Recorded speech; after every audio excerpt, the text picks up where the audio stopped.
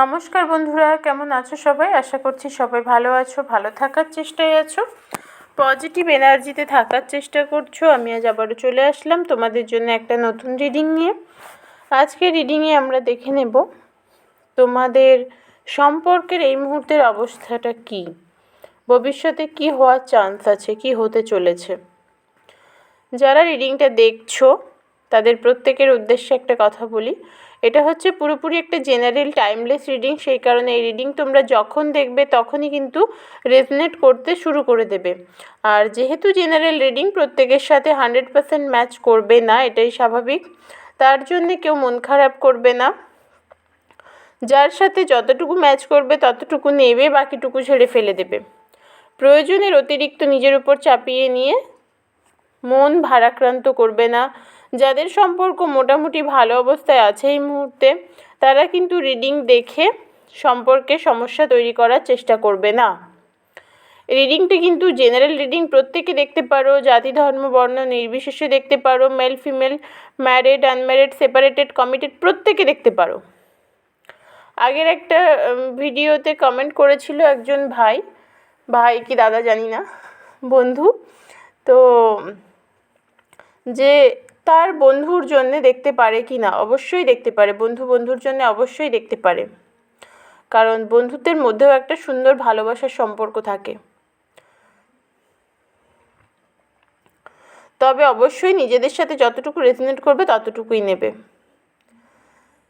চলো দেখে নেওয়া যাক তোমাদের কি অবস্থা, কি ভাবছো। তোমাদের ভীষণ রকমের হার্টব্রেক হয়েছে, খুব কষ্ট পেয়েছো এই সম্পর্ক থেকে, খুব কষ্ট পেয়েছো। তোমাদের প্রিয় মানুষটি তোমাদেরকে ভীষণ রকমের কষ্ট দিয়েছে, আঘাত দিয়েছে। তা সেটা তার অজান্তেও হতে পারে, তার কোনো কাজ কোনো কথা তোমাকে ভীষণভাবে যন্ত্রণা দিয়েছে, মনটাকে ভেঙে চুরমার করে দিয়েছে। আর সেই ভাঙা মন নিয়ে ভীষণ যন্ত্রণা ভোগ করছো তোমরা, মানসিক যন্ত্রণা। তা সত্ত্বেও জীবনে ব্যালেন্স করার চেষ্টা করছো, তাল মিলিয়ে চলতে চাইছো। ভাবছো যে যা হয়েছে হয়েছে, আমার ভেতরে আছে আমার যন্ত্রণা, কিন্তু জীবনে আমাকে চলতে হবে। তবু কোথাও একটা আশা আছে যে সব কিছু একদিন ঠিক হয়ে যাবে। তোমরা ভীষণ রকমের ফেমিনাইন এনার্জিতে আছো, সেই কারণে এত যন্ত্রণা ভোগ করতে হচ্ছে। যারা ম্যাসকুলাইন এনার্জিতে থাকে তারা কষ্ট যন্ত্রণাকে উড়িয়ে দিতে পারে তুড়ি মেরে। তোমরা পারছো না, তার কারণ ভীষণ রকমের ফেমিনাইন এনার্জি কাজ করছে নিজেদের মধ্যে। যন্ত্রণা সহ্য করতে পারছো না, সহ্য করার মতো ক্ষমতাটা নেই।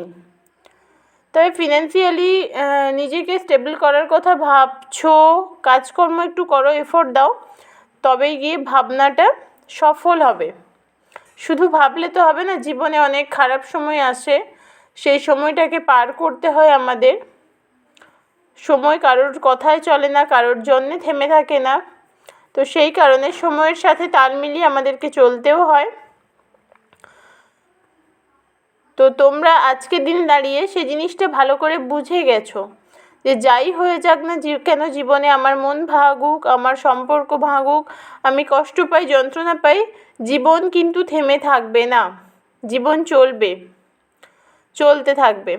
দেখো শেষে কিন্তু স্টারের কার্ড এসেছে, এরপরে আর কোনো কথা হয় না। এন্ড অফ দি ডে খুব সুন্দর একটা ভালো একটা কিছু ঘটতে চলেছে, যেটা অবিশ্বাস্য, তুমি ভাবতেও পারবে না, তোমার মাথার বাইরে, তুমি ভাবোইনি কোনো দিন যে এটা আমার সাথে হবে। খুব ভালো একটা কিছু ঘটতে চলেছে। এবার তোমরা ভাবতেই পারো যে দিদিভাই যখন ভালো কিছু ঘটতে চলেছে বলছে, হয়তো সম্পর্কটা একদম ঠিকঠাক হয়ে যাবে।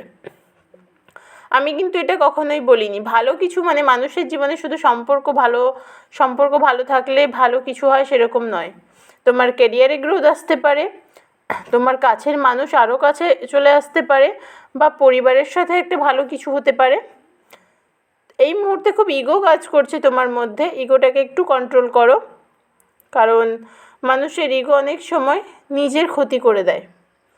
ইগো খুব খারাপ বলছি না, কিন্তু ইগোটাকে সবসময় কন্ট্রোলে রাখা উচিত, নিজেদের কন্ট্রোলে। আর ইগোটা প্রচুর পরিমাণে কাজ করছে এখন আজকের দিনে দাঁড়িয়ে, বিশেষ করে সম্পর্কের ক্ষেত্রে। যেহেতু তুমি তোমার পার্সনের থেকে ভীষণ রকমের আঘাত পেয়েছো, সেই কারণে ইগোটা খুব বেশি হয়ে গেছে, যে না আমি মাথা নত করবো না।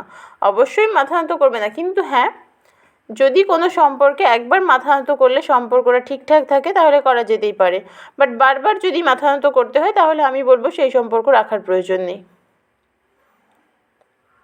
চলো দেখি পার্সনের কী অবস্থা। তোমাদের পার্সনও কিন্তু তোমাদেরকে কষ্ট দিয়ে যে ভীষণ ভালো আছে তেমনটা নয়, ওরও ভরাডুবি চলছে। ও প্রতারিত হয়েছে কারোর থেকে, কাছের মানুষের থেকে। যার কথা ভেবে, যার জন্যে তোমাকে এতটা কষ্ট দিয়েছে তার থেকে প্রতারিত হয়েছে। সেই কারণে ভীষণ মন খারাপ কাজ করে ওর মাঝে মধ্যে, খুব কষ্ট পায়, একাকিত্ব বোধ করে।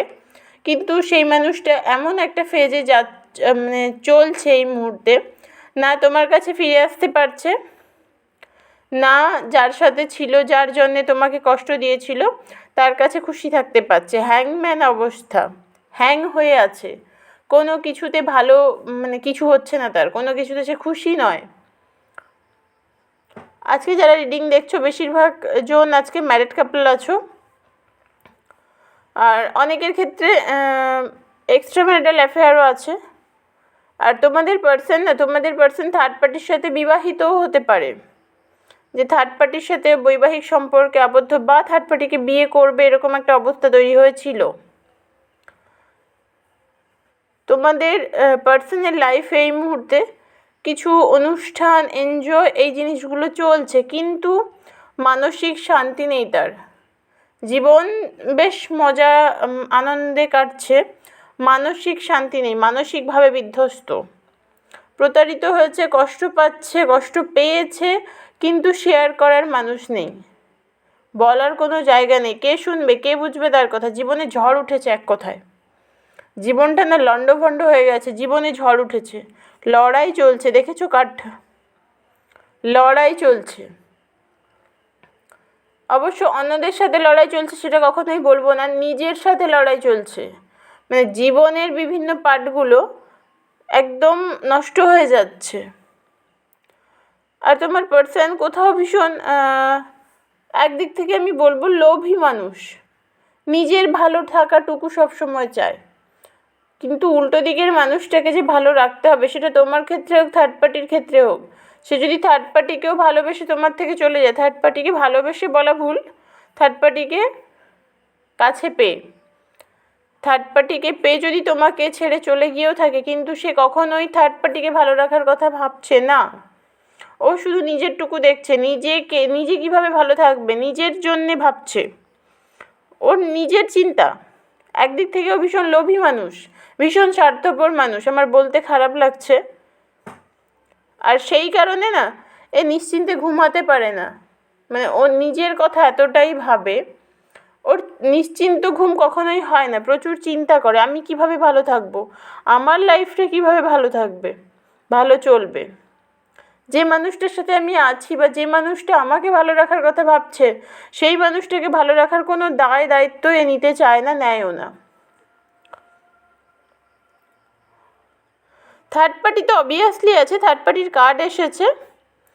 আর এই যে অবস্থা আজকে তোমাদের পার্সনের, সেটা কিন্তু খুব শিগগিরই চেঞ্জ হয়ে যাবে না, কারণ তোমাদের পার্সন নিজেকে চেঞ্জ করতে চায় না।